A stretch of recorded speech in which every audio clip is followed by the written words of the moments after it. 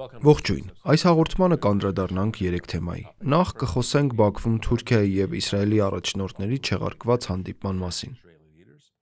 Այնուհետև կանդրադառնանք մայիսի 9-ին Մոսկվայում հաղթանակի օրվան նվիրված միջոցառմանը, որին անցած շաբաթ մասնակցեց Հայաստանի վարչապետը։ Թողարկումը կեզրափակենք զբոսաշրջության ոլորտում նոր զարգացումներով, որ Wizz Air-ը ընդլայնում է իր գործունեությունը, ինչը զգալիորեն կբարձրացնի Հայաստան կատարվող բյուջետային ուղևորությունների թիվը։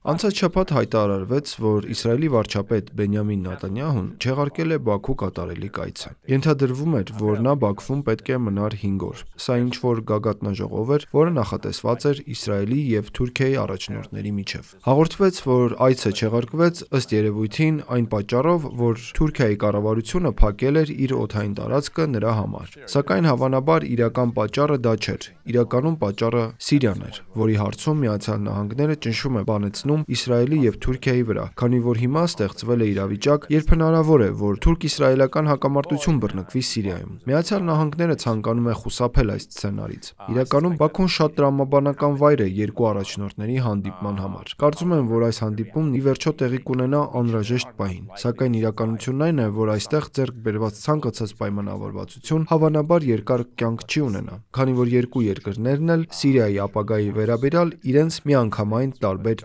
տեսլականներն ունեն։ Իսրայելը ցանկանում է, որ Սիրիան լինի ձախողված պետություն, Գազայի հսկայական տարբերակի պես մի բան, որը կարելի է բաժանել ավելի փոքր, թույլ մասերի։ Իսրայելը նաև ցանկանում է, որ այն ըստ էության մնա այնպիսին, ինչպիսին հիմա է, այսինքն մասնատված, ձախողված պետություն։ Մինչդեռ Թուրքիան իր նեո-օսմանական գաղափարների շրջանակում ցանկանում է միասնական սիրիական պետություն, որն ինքը կվերահսկի կամ որի վրա մեծ ազդեցություն կունենա։ Եվ ամենակարևորը, այնպիսի պետություն, որը թույլ չի տա Արևելյան Սիրիայում Ռոժովայի քրդական ինքնավարության գոյությունը։ Հավանաբար այս մրցապայքարում կհաղթի Իսրայելը, քանի որ շատ ավելի հեշտ է այնպես անել, որ կոնկրետ տարածքը շարունակի մնալ դիսֆունկցիոնալ, քան ստեղծել ազգային պետություն այն երկրում, որն իրականում չի ունեցել ֆունկցիոնալ ազգային պետություն, բացառությամբ կարճ ժամանակահատվածների։ Թուրքական պետությունը Սիրիայում ֆունկցիոնալ պետություն ստեղծելու ռեսուրսներ փաստացի չունի։ Շատ քիչ հավանական է, որ բանը հասնի նրան, որ այս երկու կողմերի միջև ռազմական հակամարտություն սկսվի, բայց չենք կարող դա բացառել, հաշվի առնելով Իսրայելի կառավարության ծայրահեղական բնույթը։ Իսրայելա-թուրքական հարաբերությունների ցանկացած վատ թարացում լավ է մեզ համար և վատ Բաքվի ռեժիմի համար։ Այնուամենայնիվ, քանի դեռ Թուրքիայի և Իսրայելի միջև ուղղակի ռազմական հակամարտություն չլինի, Բաքուն հավանաբար ստիպված չի լինի ընտրություն կատարել այս երկու երկրների միջև։ Սակայն որքան շատ խնդիրներ լինեն Բաքվի այդ երկու դաշնակիցների միջև, այնքան Բաքուն նվազդ ճկունություն կունենա մանևրելու համար։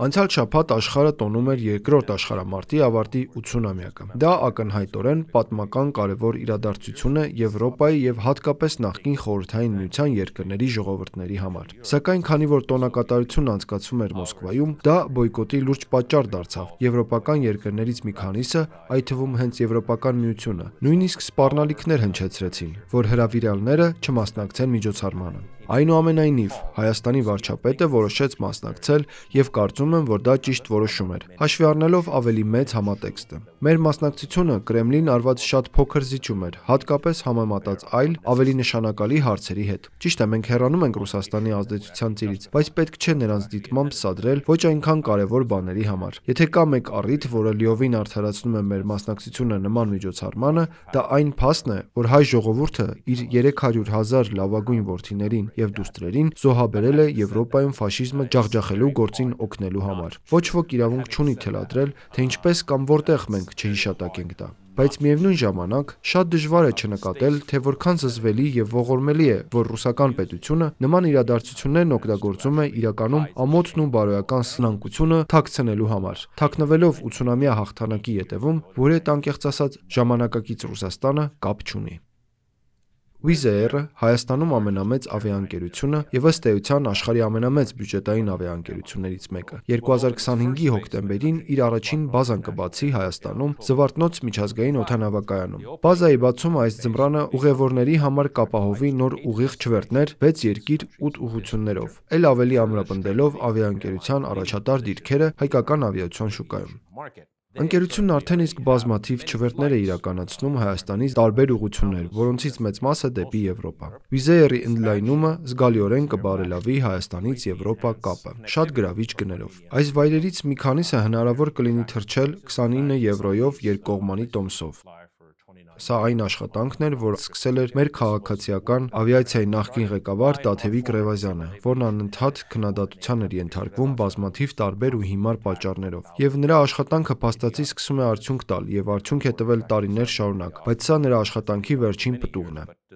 Սա ակնհայտորեն շատ լավ նորություն է։ Այնուամենայնիվ, սա նաև օրինակ է, որ երբ Հայաստանում լավ բաներ են տեղի ունենում, դրանք սովորաբար հատվածական դրվագներ են եւ ավելի մեծ համակարգված ջանքերի կամ ավելի մեծ համակարգված պետական տեսլականի մաս չեն կազմում։ Զբոսաշրջությանն այս ոլորտն ընդլայնելու համար, որը կարող է փաստացի շատ աշխատատեղեր ստեղծել եւ գումար բերել երկիր։ Զբոսաշրջությունը մեր երկրում դեռ խիստ թերզարգացված է։ Հայաստան եկող զբոսաշրջիկների թիվը շատ ավելի քիչ է, քան մեզ նման այլ երկրներում։ Մինչդեռ զբոսաշրջիկների թիվը կարելի է հեշտությամբ ավելացնել։ Բնական աճի զգալի տեղ դեռ կա, նախքան մենք կհասնենք մեր ներուժի առավելագույն կետին։ Այնուամենայնիվ, երբ ավելի ուշադիր ուսումնասիրենք հարցը, կտեսնենք, որ պետական ներդրումների լուրջ պակաս կա։ Փաստացի, վերջին 2 տարիների ընթացքում մենք նույնիսկ կրճատել ենք արտասահմանում Հայաստանը ներկայացնող գովազդի ծավալը, որի նպատակն է զբոսաշրջիկներ գրավել դեպի մեր երկիր։ Սա անհեռատես որոշում է, քանզի հիմա երկիրը փոքր գումար է խնայում, սակայն շատ ավելի շատ կորցնում է երկարաժամկետ հեռանկարում։ Շնորհակալություն հաղորդումը դիտելու համար։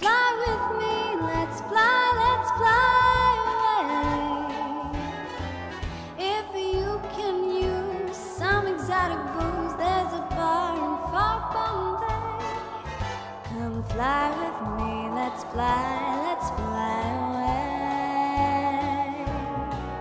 Come fly with me, let's float down to Peru. In Legoland, there's a one-man band and I'll tip his flute for you. Come fly with me, let's take off in the blue.